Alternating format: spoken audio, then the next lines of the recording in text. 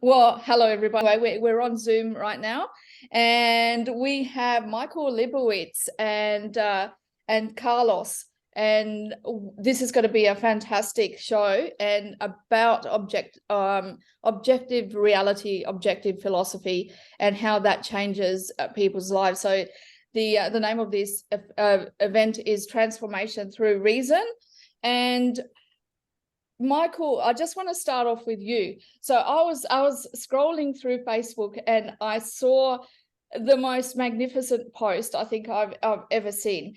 And this post said, Ayn Rand and her philosophy of reason helped to save my life.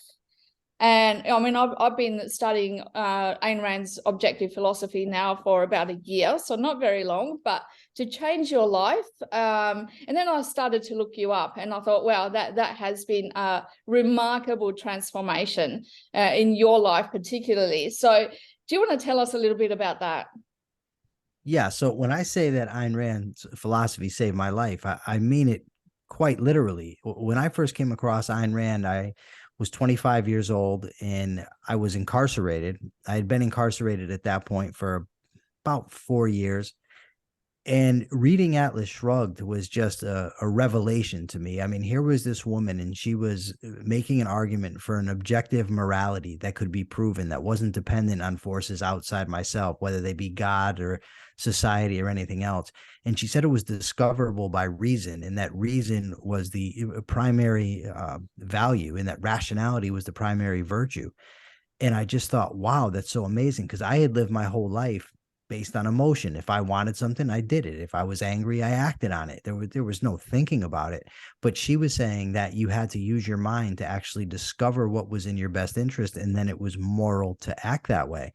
And after I read Atlas Shrugged, I was so inspired. I just devoured almost everything she's ever read. And her objectivist epistemology, when it actually discusses how to form concepts and what a concept is and how they have to refer to reality, it was just a fantastic experience for me. And it was fantastic to be able to teach that philosophy to Carlos. And I think that we're both much better people because of it. Okay, I've got a lot of questions to ask you, but first, I just want to get to Carlos. Hi, Carlos. How are you? Hi, Carlos. And see how do you have a similar way of looking at things? No, What's your I story? do. I absolutely do. I think that the thing that struck me the most in the beginning of Ayn Rand's philosophy is how she arrived at the concept of value and how she proved whether something was objectively good or bad. And so for me, she contextualized it in a way that there's no refuting it. And so if you start from the question, what is good and what is bad, that's contextual. So you have to ask yourself what it refers to. And when she speaks about that, it refers to life, then I have to ask myself, what is life? And more specifically, what kind of person am I or being am I that requires the kind of actions that will promote my well-being rather than act against it. And so beginning from that base and moving forward, I was able to continually ask myself, are these actions in my best interest or are they not? Because I'm not something divorced of who I am as a human being. I can't act in a way that, won't harm me if the actions actually do harm me. If the values I hold, if the beliefs I have, are actually acting against my very well-being. Okay, and you both mentioned the word best interest here, which is interesting. Yeah, I would Because actually like to elaborate on what Carlos just said and try to sure. maybe simplify it a little bit. Correct me if I'm wrong, Carlos, but I believe that what he was saying is that it's possible to value things that are actually against our own interests. So when I was free, for instance, I valued doing drugs. I valued drinking alcohol. I valued violence. I valued having sex with, whatever women I happen to come across. And the very things that were important to me were the things that were causing me harm. What Ayn Rand shows us is that life is the standard of value, so that the way we measure or ought to measure what is good is bad for us is just that, what is good or bad for us. So right and wrong, good and bad are directly related to my life. So if it benefits my life, it's good. If it harms my life, it's bad. And as criminals, Carlos and I adopted values that were bad for us. Is that right, Carlos? Did I state that? Was that basically what you were saying? No, yes, that's a good clarification, because the importance is to contextualize good and bad. It's not something that's just out there in the air floating around. Yes. It actually relates to a human being who has to make decisions, and these decisions aren't automatically given to him. And so in figuring them out, he has to continually make choices that actually either benefit him or harm him. So yes. Yes. So that's what is known as rational self-interest, correct? So Yes. so you've got to, the self-interest is rational. So you can't just say, well, it's in my best interest to come and take your money, because that is not in my best interest. So can you explain why that is not in your best interest? Why if I broke into your home and took everything that you've got, how does that not benefit me? Well, you want me to get it, Carlos? You got it? No, I'll start it off and then you can actually clean it up for me. Okay. Well, so the way I look at actions is that it's a sanction towards other people acting in the same manner. And so if I'm saying to myself or to others that it's okay for me to rob them, then I'm also accepting that very same sanction when it comes to me. So I know that in order to survive, I have to act. And in acting, I have to be in some kind of harmony with the reality around me. And so if I'm going to tell myself and others that it's okay to rob them, then how then can I deny that they can rob me as well? And so if we operate under this premise that it's okay to rob each other, then there's no chance of survival at all. So practically that contradiction is obvious. Now, theoretically, when we start speaking about it, we have to ask ourselves exactly again, what is the purpose of actions? And if actions, again, are to promote our own well-being, then how is it possible to live with these actions that are constantly like conflicting against each other when it comes to human relationships? Well, I guess the reality of that is that you ended up in jail. So, you took somebody's freedom away, and then somebody, took your freedom away. So that ties in, like that universal law, if you want to call it that, ties into exactly what you're saying. So, Michael, I want to hear your take on this too. Okay, it's not that I think that Carlos is wrong, and there's a lot of different ways to address this question. For instance, you could say, well, is it really in my interest to go rob somebody? Because by doing so, I'm putting myself at risk that that person could strike me back, kill me. I might end up in prison, as both Carlos and I did. So there's a lot of arguments against it, but I kind of want to make it more abstract and then bring it back to the concrete. So Ayn Rand stressed over and over again that when we're talking about best interest, we're talking about our long-term self-interest. Now, in order to live long-term, to live in plan, we have to adopt principles of survival, because otherwise every situation would be new. And we would have to decide each time, what do I do? What do I do? What do I do? But if we have a handful of principles, then we apply those principles to a given situation. So for instance, if I adopt the principle of honesty, I don't have to ask myself every time I meet somebody new, should I lie to Xenia or should I tell her the truth? Should I lie to Carlos or should I tell him the truth? I always know to be honest. Now, it's contextual, like Carlos said, but for the sake of this, that's the principle that I'm operating under, is honesty, integrity, justice, productiveness. So that being said, so now if I say to myself, okay, what are the principles of survival that Ayn Rand identified? Productivity, honesty, integrity, justice, independence, and pride, right? So if I'm committing this robbery, first of all, am I living by productivity? No, I'm not. I'm not producing anything. I'm relying on somebody else's production, right? So there's a violation of principle. Am I being independent? Am I being an independent creator? No, I'm completely dependent on the production of somebody else. Am I being honest? No, I'm pretending that somebody else's property is mine. Am I acting just? No, I'm acting unjustly to that person because I'm not granting him what he deserves. Am I acting with integrity? No, because integrity is loyalty to these principles. And if I'm violating them, I'm obviously not, being loyal to them. Am I being a person of pride? Well, Rand defined pride as the striving for moral excellence or commitment to moral excellence. But if I'm violating the principles of morality, then obviously I'm not striving for moral excellence.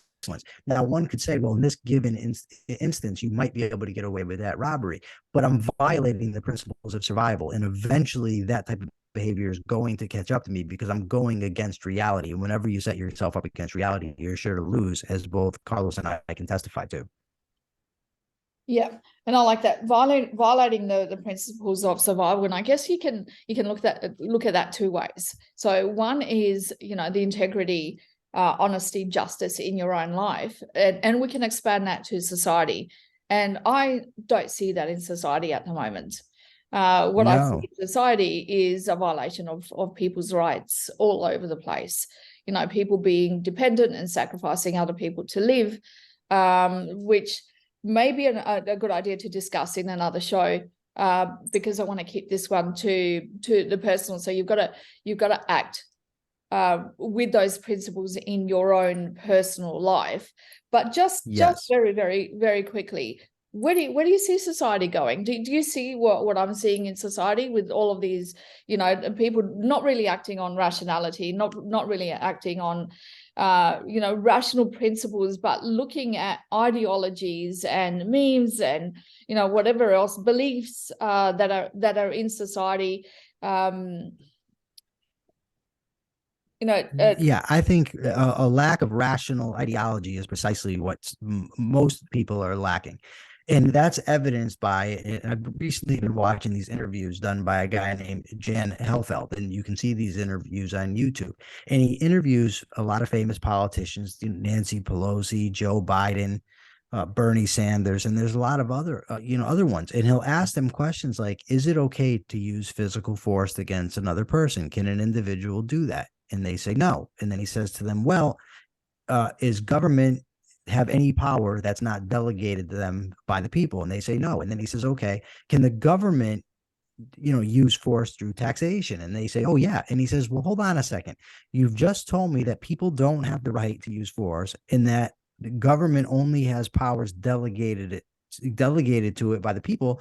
But if the people don't have that power, then they can't delegate it to the government. And these people are stunned, like they've never even heard of such a thing. The very idea of going through a Socratic dialogue is baffling to them because they haven't really thought about these things. And these are, our so-called leaders. So I think that if the so-called leaders are thinking that way, then most people are. When I tell people that taxation is theft, most people look at me like I'm crazy. Once we get into the debate, they start to come around often, but at the beginning it just seems absurd to them because they've never actually thought it out in that way.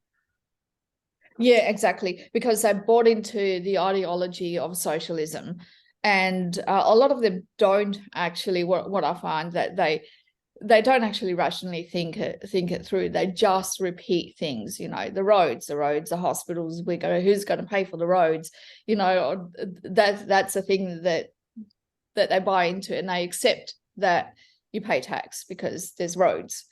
What they don't accept is that where the theft is you don't really know how the roads are actually paid for. Are they paid for by vehicle registration or council rates or income tax? I mean, what are the ratios? Who's actually paying for them? And if it is income tax, does the government have the right to look in your personal bank account and say, well, Michael or Carlos, you've earned 200,000 this year, so we're going to take 100,000 of your personal funds because we're providing you with roads. Like, okay, that's really where the theft comes in. Do you have anything more to say to that? I do. I would rather save it for another podcast, but that one thing has always killed me when people say that. Well, they paid for the road, so and they've made the road, so you have to pay for it. It reminds me in New York City, there used to be these guys when you'd be stopped at a light, they'd come over with the squeegee, and they would clean your windows and then ask you for money. And that's what that seems like. So you build a road and then come to me and tell me I got to pay for it. Well, I never asked for it, guy or gal, Yeah. as the case may be. But I want to get back to the principles thing, and I want to tie it to what you're saying about, the whole transformation through reason, and consider it in relation to personal relationships, right? So Carlos and I became friends, and we had a lot of disagreements, a lot of arguments. But the thing was, I knew and he knew that we were both operating according to the same principles. So if I did something wrong or if he did something wrong, we would refer to the behavior back to those principles in a reasonable way and then figure out who was right, who was wrong. Maybe we both were, but it allowed for reconciliation. Because when you're two people or three people, four people, whatever, are acting according to rational principles, you always have a set of standards that you can rely upon. Now, if you're not being rational, if you want to have your cake and eat it too, then there's often no way to resolve disputes or to move forward in relationships. And for me, that was huge because I could never have, properly functioning relationships before. And now I have an abundance of them. Yeah, for sure. Los? So, yeah, go on. No, not you. No, Los, that's just what we call Carlos. You probably didn't know that. Sorry. Oh no, I didn't Yes. know that. So It's funny because they always Yeah. have to make my name cool. Every time I'm asked a question, I tell them my name's Carlos, and somehow it turns into Los. Yeah. oh. So I don't Yeah. know I why people usually think call him it's Bozo, but I wanted to be more professional. no, I Go, agree with Carlos, Mike. share. No, absolutely. I agree wholeheartedly. Never had an example of what it is to have a healthy relationship.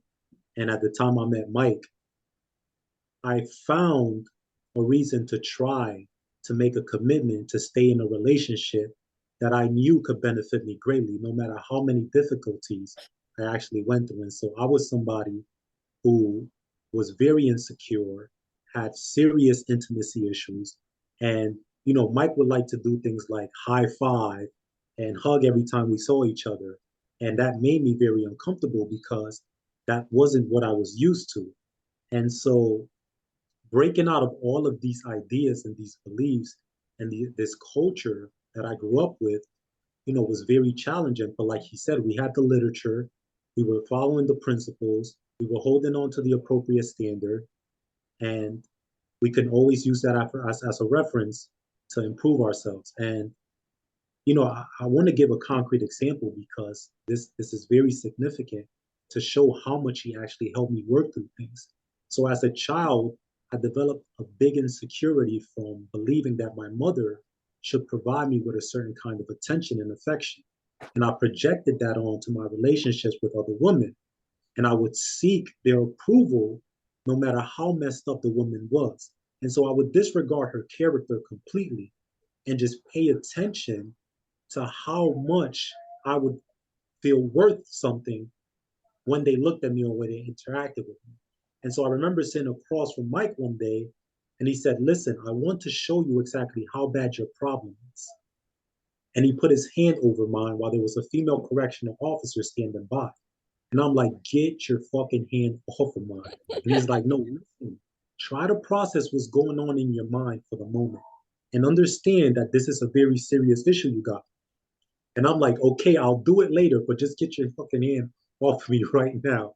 And he's like, "No, Carlos, like really understand." And the tension that arose inside of me just shamed me and embarrassed me so much that I knew I had to work on something. But he would have never came across that, and I would have never stayed there and allowed myself to process it if I didn't understand that the standard that we were trying to operate under required us to push past that kind of discomfort and emotional disturbance and focus on the logical aspect of it, which is, listen, there's something wrong there. Try to make the connections by critical thinking and arrive at a kind of conclusion that is actually based in reality. Who the fuck cares who this woman is or what she thinks about you? It has no bearing on your self-worth. And so try to process that mentally and understand that, this isn't healthy at all. So that's another example. And I have to say that in comparison to the programming in the Department of Corrections, Ayn Rand's philosophy eats them alive completely. And, even Mike can talk about this, but to have committed such harm and to be told in programming that are responsible for rehabilitating you and preparing you for society that there's no such thing as right and wrong, like to me, just blew my mind completely. And they'll stand their position and tell you this, like, no, it's okay because there's no such thing as right and wrong. So, what do you think about that, Mike?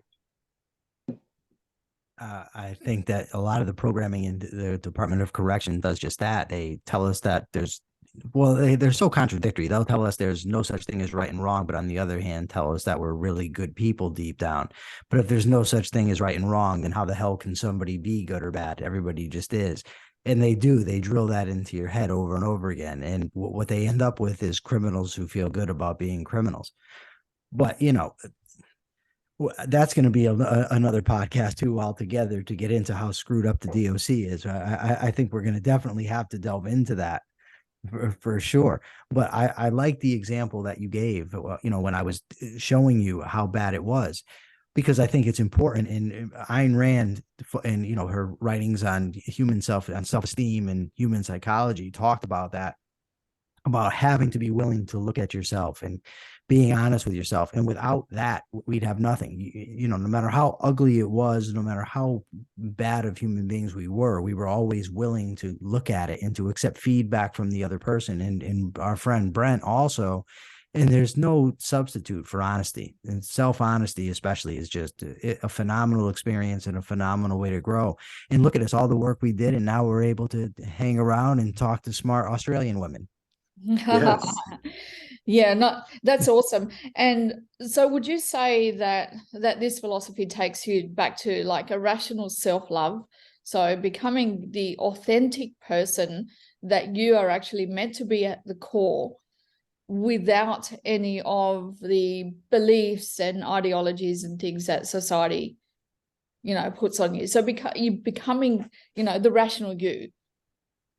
Yeah, before Mike answers, Well, because I I'm a would like stickler. him to be. Hold on one second. I have to say something real quick because I'm a stickler for precision. You just said something that it made me think real quick. You said that the people that we were meant to be, but that implies that there's some predetermination going on, that somebody out there, like a god or something, means us to be something. I don't think we're meant to be anything. We just are. But as far as the self-love goes, absolutely. Because if I don't love myself, then why am I going to take the actions necessary to make a better life for myself? It's like, why would I treat somebody else nice if I thought somebody else was a piece of crap? It's the same thing. If I think I'm a piece of crap, I'm going to treat myself like a piece of crap. So absolutely, Xenia, you hit it right on the head there when you're talking about that. It focus on the love of self and making ourselves worthy of that love. Yeah, sure. So what I was That's referring all, Carlos. to is the like becoming the ideal person, becoming so like a Howard Rock type of character, because he was fantastic. He just didn't give a shit about what anyone thought. He lived with moral principles. So yeah, that's what I meant. Like, you just shed everything else that society puts on you and become the ideal person. So yeah, Yes. back to you, Carlos. No, I think that when I'm asked questions about self-love and self-esteem and integrity, responsibility, I think of something that struck me very, very deeply about Ayn Rand, and is that she spoke about not reversing cause and effect. And that always put me in my place when I thought about what kind of person I wanted to be and what kind of work is required. So when we speak about things like love, admiration, integrity, independence, these are effects. And so the causes have to be put into place in order for these things to be developed. So in order for me to produce the kind of love that I require to build my self-esteem and to make me proud of myself, I have to continually be engaged in the kind of actions that I guess soil or harvest and produce these kind of qualities. Would you agree with that, Mike? Am I being clear? I think that what you're talking about is what Aristotle referred to as making them second nature. So that basically your virtues become habitual, that they become such a part of you that they're automatic. And I think that that is absolutely true. If that's what you meant, then I agree. If it's not what No, you no, meant, yes. then well, who knows? No, no, no. Partly because a lot of us think that just by being loved, it can actually produce a sense of self-worth in us when we don't actually have the kind of Yes. qualities to complement it or Yes. to push it past a certain level. And so I think that for me, it was okay. Yes, I am capable of receiving love from others, but that's not enough to sustain me and to build me up as a person. In order to build the kind of like qualities that I could be proud of, it requires me to engage in the kind of action that nobody else can for me. Like I have to do that myself. Yeah. And so Yes. then necessarily I all would the say other yeah. things follow. And the Yeah. reason why, A lot of people seem to believe. I'm sorry, Xenia. Go ahead. no, go on, go on. I'm sorry. Go ahead. I Oh, was gonna say that a lot of people seem to think that by being loved by somebody, it will give them the characteristics of being worthy of love, and that's just not the case. Whereas being worthy of love then will, I think, in most cases, get a person real love. yeah, yeah, for sure. So what I was going to say before is the reason why I'm really, really interested in your story is because you didn't have that to begin with, and it was a learning curve along the way. So it was like there was lost ethics right at the beginning, and then you brought it back into being that ideal person. Whereas I think somebody like me would have grown up with the principles. So I've only started reading Ayn Rand a year ago, but I remember there was just a one quick story. When I was at uni, there was a protest outside. You have to clarify for the audience, Xenia, what is uni? University. So I, I Okay, was thank you. on a university campus, and there was a protest going on because the government was starting to introduce university fees to courses. And there was a rally going on in the city to not have university fees because everybody thought that they deserved a free education. So, there was a lot of flyers going around. So I picked one up, and this actually says that the meeting's going to end in 10 minutes. It's going to end for us. So anyway, I picked up a flyer, and I was going to go to this rally outside of Government House to not have any fees.